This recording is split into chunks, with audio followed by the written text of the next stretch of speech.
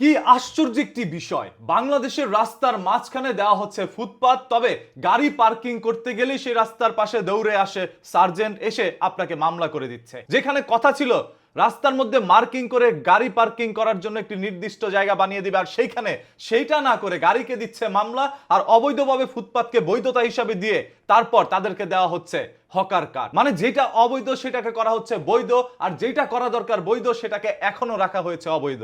অথচ এই গাড়ির মালিকরা বছরে 35,000 থেকে শুরু করে 1 লক্ষ টাকা পর্যন্ত ট্যাক্স দিয়ে যাচ্ছে সরকারকে এই রাস্তায় চলাচলের জন্য। তবে সেই রাস্তার মধ্যে তারা গাড়ি পার্কিং করতে পারছে না। দুঃখের বিষয়, রাস্তার মাঝখানে যদি একটি গাড়ি নষ্ট হয়ে যায় তাহলে সার্জেন্ট দৌড়ে এসে সেই গাড়ির মালিককে একটি মামলা ঠুকে দেয়। যেখানে কথা ছিল গাড়িটা নষ্ট হয়ে গিয়েছে, পুলিশ কর্মকর্তা এসে তাকে সাহায্য করবে যাতে করে গাড়িটি ঠিক হয়ে যায়, সেটা না করে বিপদের উপরে যেন আরো বিপদ বাড়িয়ে দেয়, যেমন মরার উপর খাড়ার ঘা। বাংলাদেশের এই সকল নিয়ম যদি পাল্টাতে না পারে বর্তমান সরকার, তাহলে এই সরকারকে পাল্টানোর জন্যই অনেকে কমেন্ট বক্সের মধ্যে মতামত করে যাচ্ছেন। দেখেন, আমরা দেখেছি যে হকারদের কারণে রাস্তার মধ্যে হাঁটা পর্যন্ত যায় না, আর লেগে থাকে দীর্ঘ জ্যামজট। সেই জ্যামজট গুলো মেটানোর জন্যই সবার দাবি ছিল হকারদেরকে উচ্ছেদ করা রাস্তার পাশ থেকে।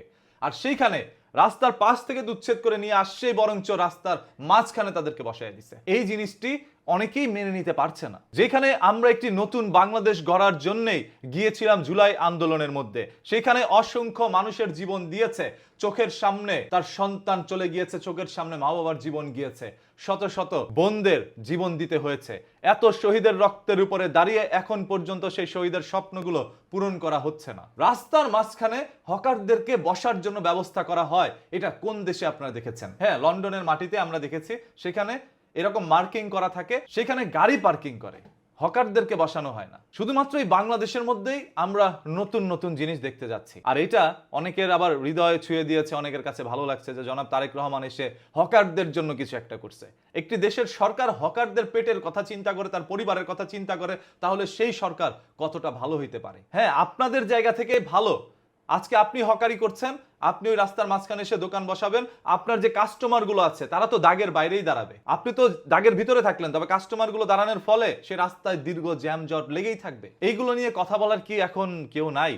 আছে, অনেকেই কথা বলছে, সেগুলো আপনাদের সামনে যাচ্ছে না। তবে এটার বিরুদ্ধে আপনি যদি জাস্ট কমেন্ট বক্সের মধ্যে তাকান, তাহলে দেখবেন সরকার বিরোধী কত মানুষ মতামত করছে। আর সব সময় থাকে কিছু সিন্ডিকেট, সরকার ভালো কাজ করলো সেটার বিরুদ্ধে কথা বলার। তো কোনটা ভালো আর কোনটা খারাপ সেটা আপনার নিজের মস্তিষ্ক দিয়ে বিবেচনা করবেন। আমার মতে যেটা মনে হচ্ছে যে রাস্তার মাঝখানে এইভাবে না বসাইলেও পারতো, তাদের জন্য একটি মাঠের ব্যবস্থা করে দিত। যেহেতু ক্ষমতায় আছে সরকার, তাই তিনি চাইলেই পারেন।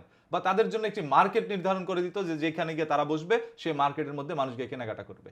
রাস্তার মধ্যে তো মানুষের কেনাকাটার জন্য রাস্তা বানানো হয় নাই, এবং গাড়ির মালিকরা তো বছরে 60,000, 35,000, 1 লক্ষ টাকা ট্যাক্স এই জন্য দিচ্ছে না যে রাস্তার মধ্যে হকারদের কারণে জ্যাম জটে বসে থাকবে। গাড়ি এই জন্যই মানুষ কেনে যাতে করে একটু স্বস্তি মেলে, সেই স্বস্তির জায়গায় বরঞ্চ তাদের যেন আরো বিপদে পড়তে হয়। এই বিপদ থেকে কিভাবে আমরা নিস্তার পাবো সেটার জন্য সবাই উদ্যোগ নেন, এবং সেটার জন্য আপনার মূল্যবান মতামত কমেন্ট বক্সের মধ্যে জানান।